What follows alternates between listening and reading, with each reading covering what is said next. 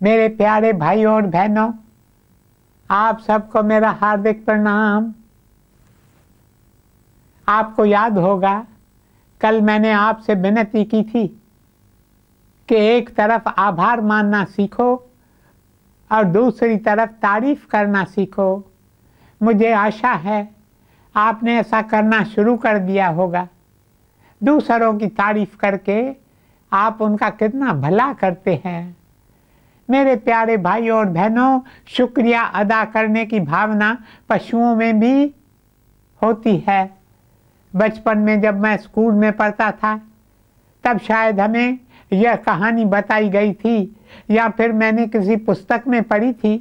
जिस पुस्तक में यह कहानी लिखी हुई थी उसका शीर्षक है एंड्रोक्लिस एंड द लायन। आप में से कुछ लोगों ने यह कहानी पढ़ी होगी। एंड्रोक्लिस एक गुलाम था। उन दिनों गुलामों का व्यापार होता था।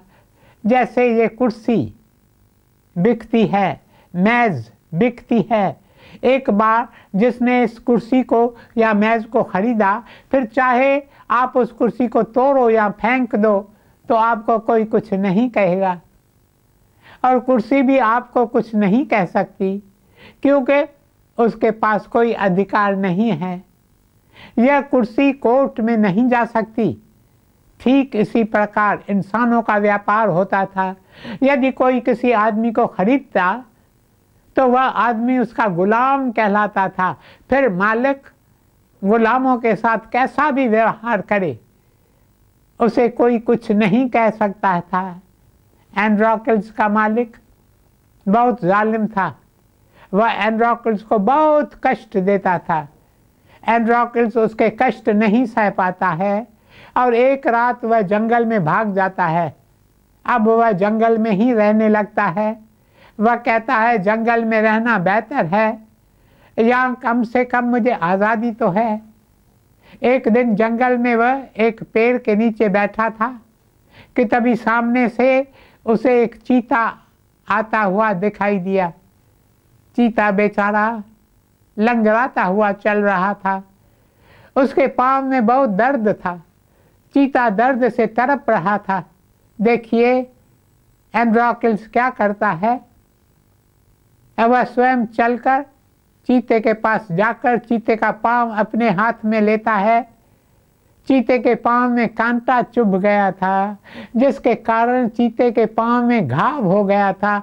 उसका पाँव सूज गया था, उसका पाँव सूज गया था, इसलिए चीता चल नहीं पा रहा था। अब वह अपने पाँव से कांटा भी नहीं निकाल सकता था। मेरे प्रियजनों, देखिए ईश्वर ने हम पर कितने उपकार किए हैं। यदि हमारे पाँव में कांटा चुभ जाए तो हम तुरंत उसे अपने हाथ से निकाल सकते हैं। पशु बेचारे ऐसा नहीं कर सकते। हमें तो कदम कदम पर ईश्वर का शुक्रगुजार होना चाहिए। हाँ, तो एंड्रोक्लिस चीते के पाँव से कांटा निकालता है। इससे चीता बहुत खुश होता है।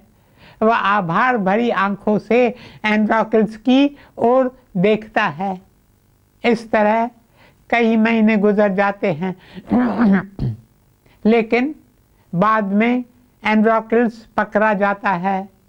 उसे सज़ा सुनाई जाती है कि उसके पीछे एक भूखे चीते को छोड़ा जाएगा जो उसे मार कर खा जाएगा।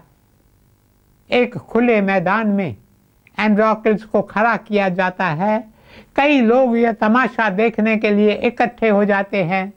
बेचारा एंड्रोक्लिस दुबला पतला खड़ा सोचता है, अब एक भूखा चीता आएगा और मुझे खा जाएगा।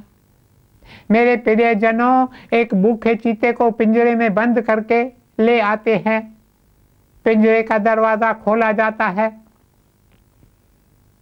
भूखा चीता उसमें से निकलता है और सामने एक आदमी को खड़ा देखकर वह उसके पीछे लपकता है। चीता भागता हुआ एंड्रोक्लिस के पास पहुंचता है और ठहर जाता है। चीता देखता है कि यह तो वही आदमी है जिसने उसके पांव से कांटा निकाला था। एंड्रोक्लिस पर वार करने के बजाय अपना सिर उसके आगे झुका देता है। पशुओं में भी आभार मानने की भावना होती है। हम पशुओं से भी गए गुजरे हैं। हमारे भीतर कभी आभार मानने की भावना आएगी? हम कब ईश्वर का आभार मानना सीखेंगे? मेरे प्यारे भाइयों और बहनों, एक राजा था। उसने देखा कि जब भी वह अपने नगर के बड़े बड़े अमीरों और अफसरों को डिनर पर या किसी दावत पर बुलाता है, तो जब भोजन परोसा जाता है तो वे तुरंत खाने लगते हैं। खाने से पहले कभी भी ईश्वर का धन्यवाद नहीं करते। वे एक बार भी ईश्वर से नहीं कहते, हे भगवान, तुमने अपनी कृपा से हमें खाने के लिए इतना स्वादिष्ट भोजन दिया। लेकिन राजा उनसे कुछ नहीं कहता। एक दिन वह कहता है, आज हम नगर के सारे भिखारियों को दावत देने वाला हूँ। यह सुनकर अमीरों और अफसरों को बड़ा ताज्जुब होता है। वे एक दूसरे से कहते हैं, ये गंदे भिखारी, उनके कपड़े मैले, उनके शरीर से बदबू आती है, राजा उन्हें कैसे दावत दे रहे हैं? लेकिन अब राजा तो राजा है, वह कुछ भी कर सकता है। सारे नगर के भिखारी आ जाते हैं। जैसे ही भोजन उनके सामने रखा गया तो सारे के सारे खाने पर टूट पड़े। सब के सब खाने के लिए आपस में लड़ने झगड़ने लगे। तभी वजीरों ने राजा से कहा, राजन, आपको इन भिखारियों को दावत देने की क्या सूझी? इन भिखारियों को दिल में आभार की भावना भी नहीं है। कम से कम इन लोगों को आपका आभारी तो होना चाहिए था। ये लोग कम से कम इतना तो कहते, महाराज, हम आपके आभारी हैं जो आपने हमें यहाँ बुलाया और खाने को भोजन दिया। इस पर राजा ने कहा, तुम लोग भी तो ऐसा ही करते हो। तुम कभी ईश्वर का धन्यवाद करते हो? मेरे प्यारे भाइयों और बहनों, आप में से एक एक को ईश्वर प्रतिदिन 3 बार दिन में खाना देते हैं। आपने कभी ईश्वर का धन्यवाद किया है? एक दावत का आयोजन किया गया था। उस दावत पर एक बालिका भी थी। जब खाना लगाया गया तो उसने देखा कि कोई भी व्यक्ति प्रार्थना नहीं कर रहा। बालिका को अपने घर में सिखाया गया था कि जब भोजन परोसा जाए तो सबसे पहले तुम ईश्वर का धन्यवाद करो, फिर भोजन खाना शुरू करो। बालिका ने दावत पर देखा लोगों ने एकदम से भोजन खाना शुरू कर दिया है। तब उसने जोर से चिल्लाकर कहा, There is no one present here who will thank God for the food that he has given. क्या यहाँ एक भी व्यक्ति नहीं है जो ईश्वर का धन्यवाद करे जिसने हमें भोजन दिया है? तब एक व्यक्ति ने उससे कहा, अब तुम हम सब की ओर से इस भोजन देने के लिए ईश्वर का धन्यवाद करो। बालिका अपनी आंखें मूंद कर हाथ जोड़कर कहती है, God is great and God is good. Let us thank him for this delicious food. ये शब्द कहकर वह सब लोगों को भोजन खाने के लिए कहती है। ऐसा करने में हमें कितना समय लगेगा? आज से नियम बना लो। भोजन सामने आए, ईश्वर का धन्यवाद करो और कुछ नहीं, बस धन्यवाद कह दो। संसार में करोड़ों की संख्या में लोगों को 3 वक्त का खाना नसीब नहीं होता। हे भगवान, तुम मुझे 3 वक्त का भोजन देते हो, तुम्हारी कितनी कृपा है। बस इतना ही कह दिया तो काफ़ी है। या यूँ भी कह सकते हैं, हे भगवान, ये जो तुमने मुझे दिया है उसे मैं प्रसाद समझकर ग्रहण कर रहा हूँ। ये तुम्हारी असीम कृपा है जो तुम मुझे खाना दे रहे हो। अगर आगे भी कुछ कहना चाहो तो कहो, हे भगवान तुम शरीर के लिए खाने को दे रहे हो, लेकिन साथ ही साथ हमारे आत्मा का भी पोषण करो। Essentially we are all souls. This is the primary purpose of the human birth, that we realize that we are not the bodies that we wear, we are immortal spirits, we are souls. हे भगवान मेरी आत्मा का भी पोषण करो। कोई ऐसा मिलाओ जो मुझे तुमसे मिलाए, कोई आन मिलावे मेरा प्रियतम प्यारा।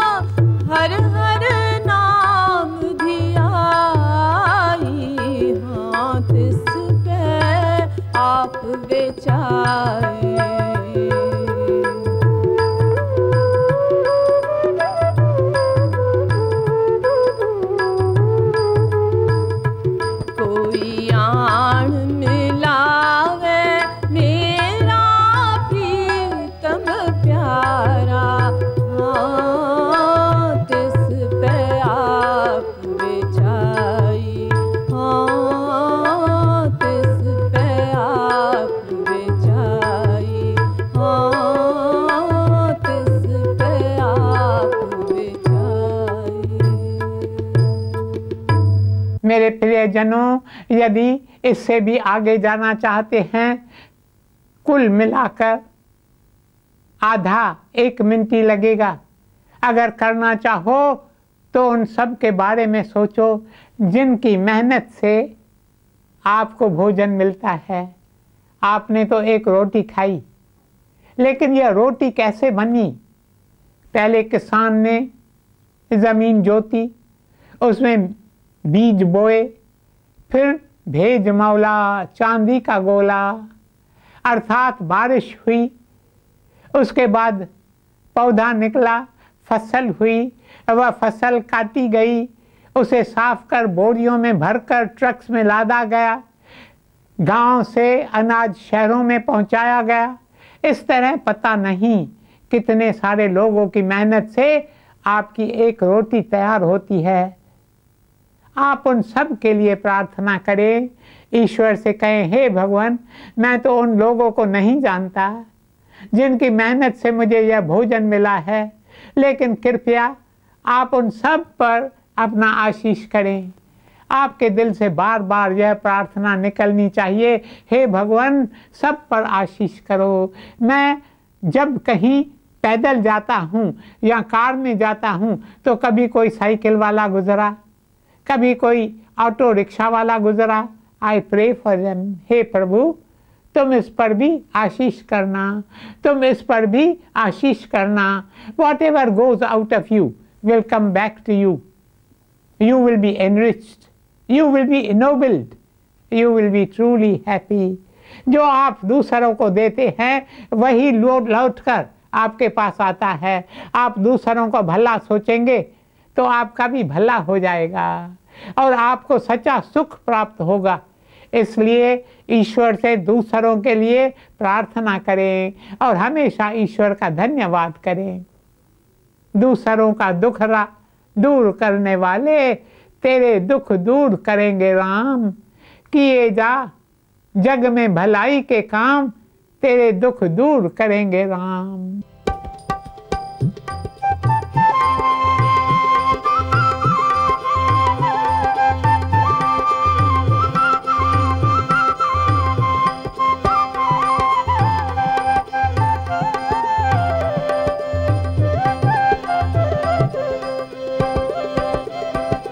दूसरों का दुखड़ा दूर करने वाले तेरे दुख दूर करेंगे राम। दूसरों का दुखड़ा दूर करने वाले तेरे दुख दूर करेंगे राम।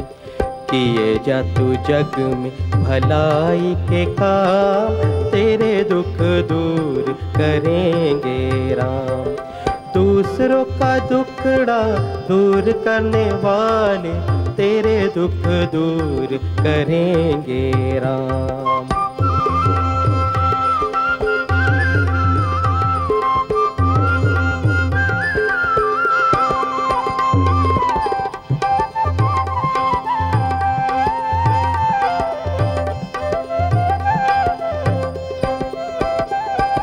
सच का ये पथ है धर्म का मार्ग, संभल संभल कर चलना प्राणी।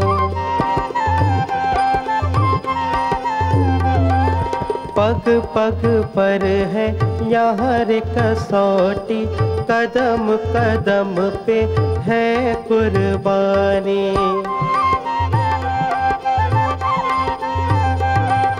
मगर तू डामाडोल ना होना,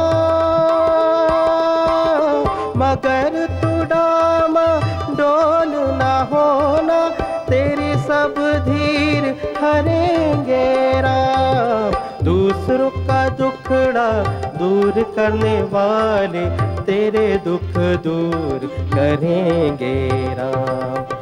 किए जा तू जग में भलाई के काम, तेरे दुख दूर करेंगे राम। किए जा तू जग में भलाई के काम, तेरा दुख दूर करेंगे राम। तेरे दुख दूर करेंगे राम, तेरे दुख दूर करेंगे राम। मेरे प्रियजनों, एक आदमी था, उसके पास बहुत सारी एंटीक्स थी। वह धनवान था, जहाँ भी जाता वहाँ एंटीक्स की दुकान पर जाकर एंटीक्स खरीद कर लाता था। उसने इतनी सारी एंटीक्स खरीदी थी कि उसका घर एक अच्छा खासा म्यूजियम बन गया। यह धनवान एक भक्त था। वह ईश्वर की पूजा प्रार्थना करता और रोज कुछ समय ध्यान में बैठता था। एक दिन उसके घर में चोर घुस आए। चोरों ने उसका मुंह बंद कर दिया, रस्सी से उसके हाथ पांव भी बांध दिए और उसकी सारी एंटीक्स लेकर भाग गए। बाद में आसपास के लोगों को इस बात का पता चल गया। लोगों ने आकर उसकी रस्सियां खोली, लेकिन इतना सब कुछ होते हुए भी उस व्यक्ति के होठों पर एक ही शब्द था, शुक्र है, शुक्र है। इस पर लोगों ने उससे पूछा, अरे काहे का शुक्र मना रहे हो?